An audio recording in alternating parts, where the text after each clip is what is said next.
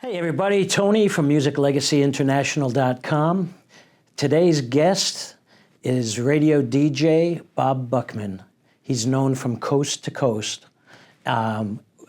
He's done so much for the rock music industry, and we're very lucky to have him with us today. Hey guys. There he is. Hey, what's up, Bob? How you doing? Patience. That's really okay. Good, Tony. No problem, no problem. So it's great to have you with us.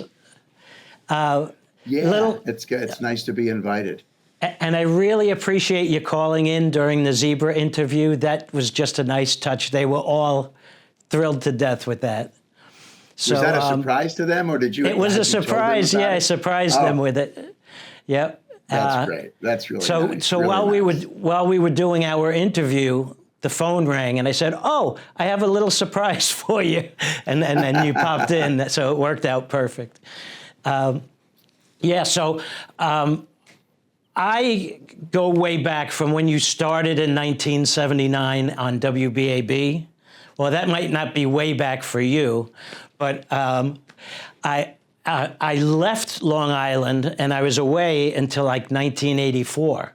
And when I came back, you have come a long way with WBAB, and I've been at clubs with you and stuff like that. I don't expect that you would remember me, but the Salty Dog in Huntington, all of those great places that we had back then, that was quite a music scene.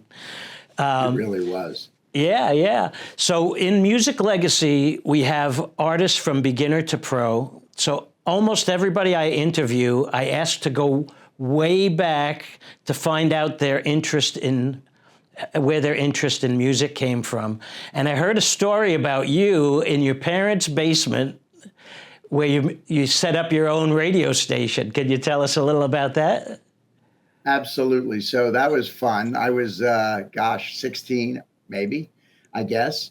The year was 1974. And, we had a community radio station that we were trying to literally build with our hands at the Half Hollow Hills Community Library on Vanderbilt Parkway on Long Island in Dix Hills. And it fell apart through all kinds of community bureaucracy. And so, we, my friends and I, were still hell-bent on being on the radio. And there was no longer a radio station to be on. We certainly, couldn't get paid for it. We had no experience.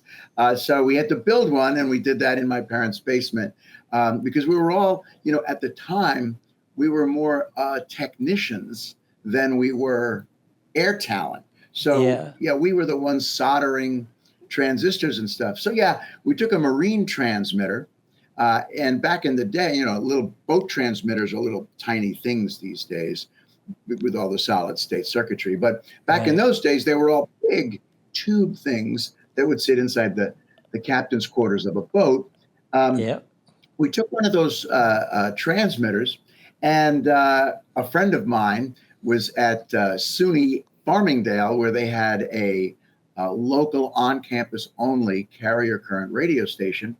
And they were on 640 AM, and we thought, oh my God, 640 is right next to 660, and that's what everybody listens to, WNBC. So we'll be 640 just to the left. We used their crystal, and we popped on the air at 100 watts, and everything was great for 3 months until the FCC knocked on the door and said to my mother, hey, do you realize that he's got this big VU meter, in front of him that's cleaning?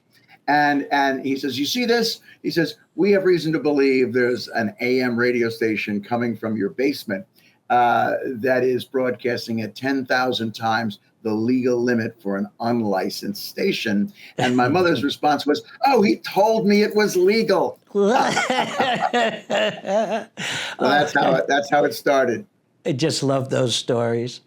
And so then how did that evolve into you getting on an actual radio station and getting to WBAB and the other stations that you've worked with?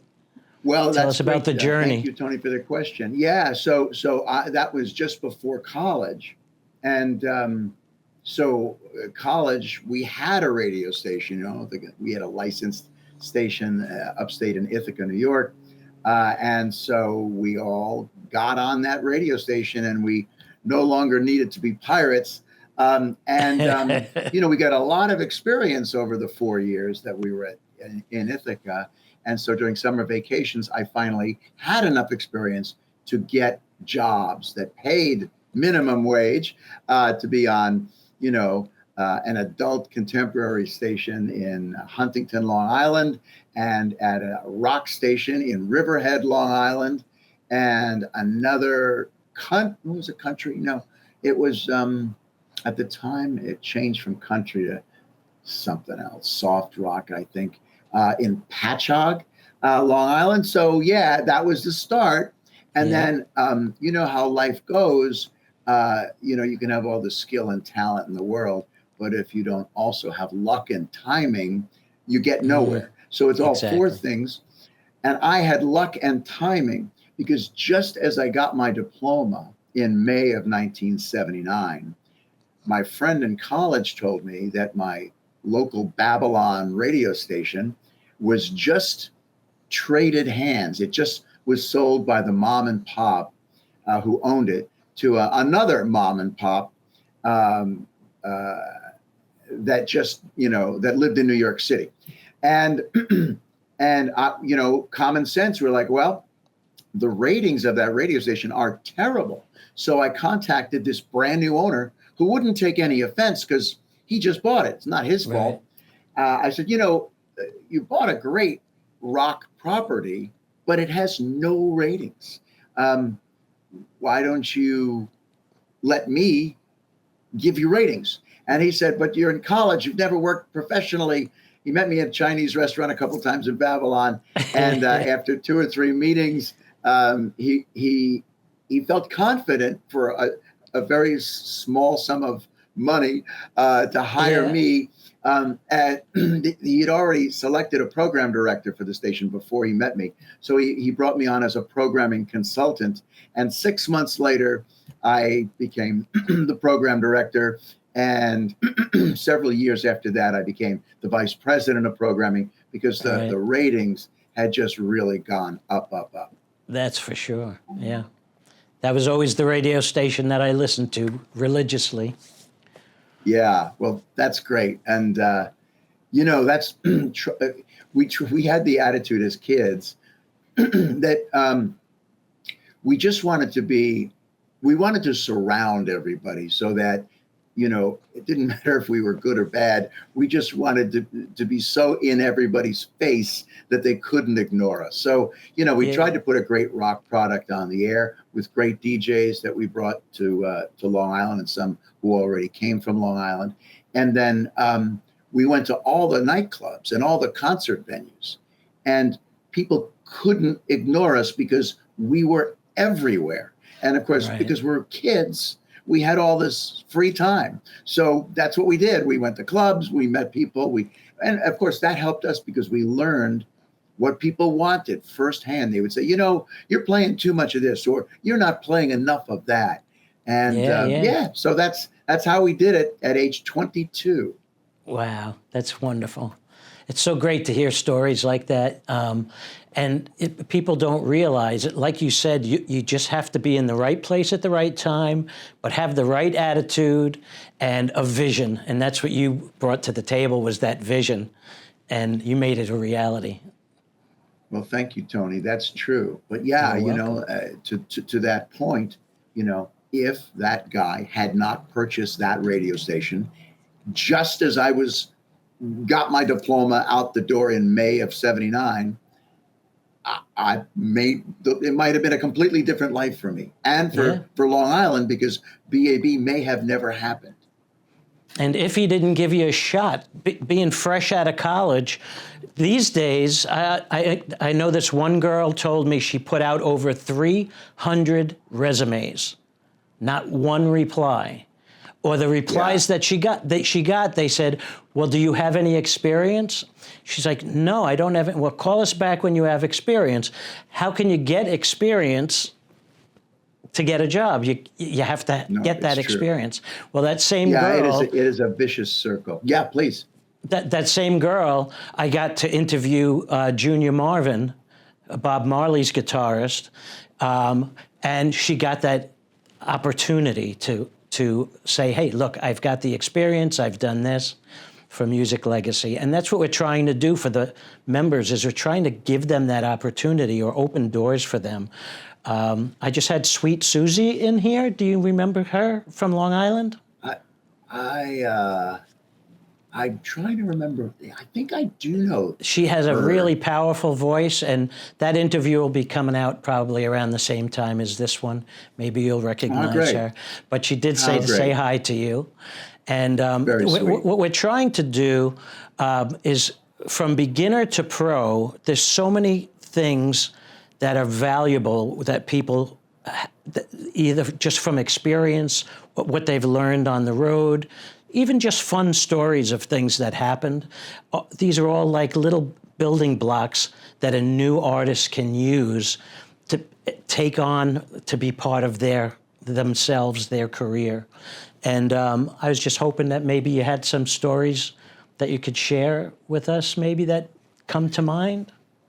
Some stories. How it happened for you, little things that Yeah. happened that changed, like what you just told us that with BAB, that was a great thing. Are there any other And ideas? I'll tell you, yeah, I know what you mean now. So yeah, the reason I got that, I mean, I wasn't one of the, just to back up, the reason I got that job is because I was relentless Yep.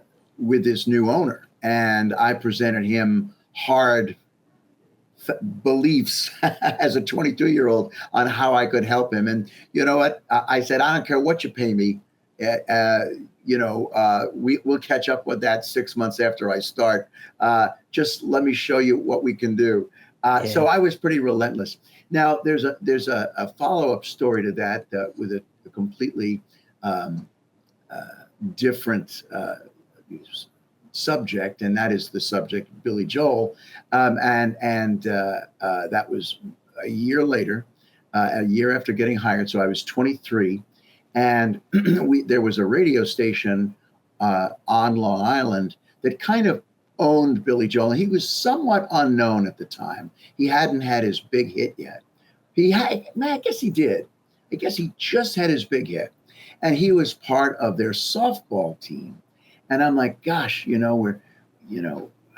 how do I get Billy Joel to align himself with our radio station? And again, luck and timing, he just started a charity. And so I thought that was a great way to start a relationship. I would offer to fundraise for his charity. Was that Charity Begins at Home? It was. Yeah, It was. So I met with the executive director, Louise, God rest her soul, and she worked for no money, but she also worked for a nonprofit, and her nonprofit was one of the receiving nonprofits. So in a sense, even though she wasn't paid a salary, she did get donations to her other nonprofit. So I met with Louise, and then with Billy and his wife at the time, Elizabeth Weber. And that started a 29-year relationship between me and him, 20 years at WBAB. And then when I changed to Q104 in New York City, Billy followed me there. So that's a way not only to have a personal friendship, but also a professional one where, my radio station is allied with one of the biggest musical personalities in the world who happens to be a local guy. And again, the reason I bring it up is, that's how you have to go and get it. You have to find an angle. So your viewers, your listeners, Tony, can use that hustle attitude to go and get the job they want. Now, listen, it's not as easy as it used to be. Times are more complicated. This was when it was easy. There were very few methods of communication. You had to pick up the phone, or you had to meet someone in person, or you could write them a letter. Three ways to get a hold of somebody. Today, there are a million ways to get a hold of people. Yeah. So it's more complicated. It's a more difficult environment, but it's still not impossible for your viewers to put whatever hustle is needed into getting what they really dream of. They got to put their heart into it, right? They do, and their time. And they got to think, like, how do I get to this person? Yeah. When I lost my job, I worked for iHeart at Q104, and then I left for a station in Los Angeles. I left for KLOS in Los Angeles, and then iHeart wanted me back, so I ran San Diego for them. And then when their money ran out, I was unemployed, and this is about 7 years ago. And so at the time, there was this is the same story as BAB. There was a brand new owner at KLOS. What did I do? I found out he was looking for a program director. I buddied up with his executive secretary and, really, told her, hey, this, I've got a proposal for you. I'm Federal Expressing it to you. You'll have it in the morning. And would you mind putting it on the top of the pile, right on the blotter of his desk when he arrives tomorrow morning? Can it be the first thing he sees? And she said, yes. I got a call back from the guy 12 hours later. Wow. Again, there's always a way to do it. You just have to think about it. And you have to give it, as you had said, you have to really give it the time and devotion and thought it deserves. If that's the way you get your dream done. Yeah, the focus. You have to have that focus. So now how are you doing for time? I'm a little tight on time. I've got fires to put out all over the place. That now, and just for your viewers, I want to let everyone know I'm now at Sirius XM, have been for the last 7 years. And it's a crazy good job. Again, luck and timing. That KLOS job I just was referring to that I got on the guy's radar, through his executive secretary. I did not get that job, by the way. But lucky me, another thing, luck and timing was happening just at that moment. And it was that Sirius XM, which had 2 East Coast headquarters in Washington, D.C. and in New York, just built an 8-story skyscraper in Los Angeles. Wow. And they needed somebody to do their rock programming. Oh, excellent. And this is just as I was looking for work 7 years ago. And so, yeah, I got that job. And again, you just have to look and think about how you can make timing work for you. Search out opportunities, because these are puzzles is what they are. Trying to get work, trying to advance your own career, whether it's in music, for your musician listeners, in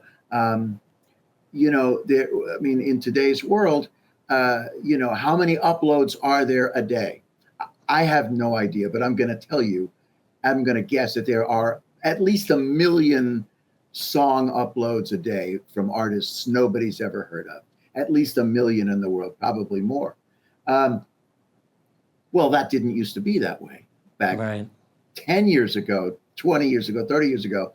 So it's tougher for a musician today. So, by using every technique at your disposal today, you can break through the pack because the pack is more massive than it's ever been. And you can get noticed by a music director. You can get noticed by an A&R guy being a unisex term, and that's the way you do it. You just got to be relentless. You got to do showcases, and make sure record company people go to them. Obviously you have to develop a local following because nobody wants to see a band in an empty club. So, it's a process, but it's one that absolutely can be done. Did you ever see what Frank Zappa did on the Steve Allen show? I did not. Oh, you got to look on YouTube for that one. Okay, I will. He said, we have somebody who's going to play the bicycle. And he had the wheel of a bicycle. He was spinning the wheel of a bicycle, I think, and playing it with a drumstick or something. It sounds like Frank. Yeah, he got the attention. But that's kind of what you're talking about, right? You just have to stand out. Get creative. And stand out with your creativity, but also be aggressive, politely aggressive. Don't be a pain in the ass, but be politely aggressive, because you're doing it for yourself. So give it all you got if you believe in it. Yeah. Kind of like I did to get you on the interview here. Well, I think you're very generous, Tony, and I really appreciate the time. I thanks really for do. being Thank here. you. Just so that you know, we're doing these interviews for anyone who signs in free to Music Legacy, our community platform on musiclegacyinternational.com. And I was interviewed last year on the Donna Drake show on CBS, and got such a good response that they asked us to do a collaboration with them. So right now I'm interviewing you out of the CBS studio here on Long Island. How great is that? That's fantastic. We're interviewing great artists and beginner artists, anybody in the music and arts or entertainment field that thinks that it could help advance their careers. We're here to help them. And we're just trying to find those creative ways, like you said, to help advance those careers and people in the business. So anybody that you know that you could send our way will be greatly appreciated. I'll keep that in mind, Tony. That's all really right, great. Thank you. you. So what I'm going to do with this is once they send me the raw footage, I'll send it to you. And if there's anything that you want me to edit out of it, we'll edit it out. And my assistant usually makes a nice 1.5 minute teaser reel that we'll put up on social media. And that's great. What I do with the video, the full interview, is we like to post it for the first week or two in Music Legacy, and then use the teaser to get people to come see it on Music Legacy to get us some traction. And then you could use the video if you'd like to use it for self-promotion or in your social media for yourself in any way that you like. So thank you. And that's this great. is all at no cost to you. So. No, that's wonderful. Thank you. And so, you don't need to run it by me. Just have her edit it. Have it edited when it comes back, and then just the only thing I'd like to see is the teaser. Okay. I don't need to see the show. I just need to see the teaser. And other than that, I'll trust her ability to edit this, or I'm sorry, his or her ability to edit this to their liking. But I just want to see the teaser. Thanks so much. You're always generous, so generous with everybody in the industry, and we appreciate you taking the time. It's nice that you took the time to learn about me and to actually, live through the WBAB years. So thank you very much. That was a great thing.